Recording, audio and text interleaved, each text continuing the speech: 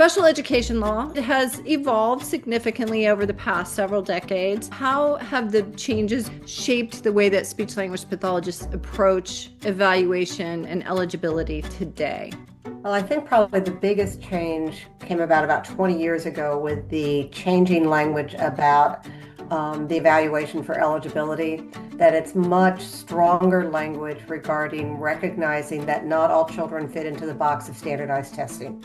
That's kind of where we began 50 years ago, that we assumed you do a standardized test and it works for all the children.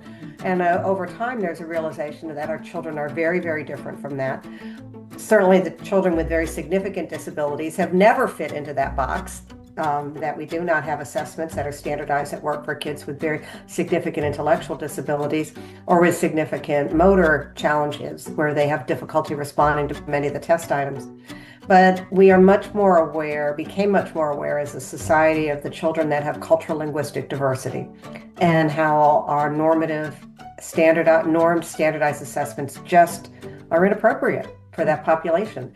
That there are a few out there that are standardized, but even so, if it's standardized on this population of Spanish-speaking children, it's appropriate for this population of Spanish-speaking children, and they don't all come from the same language background, dialect. Maybe they had a first language that was an indigenous language. We may have children that have had trauma coming to the U.S., and that's going to impact their ability. So I think that awareness of the need to be broader in our assessment standards, to use more non-standardized approaches, is a key part of the changes that have occurred. And we as SLPs then have to be not only adept at using those measures, but also adept at talking to our teams about why those are important.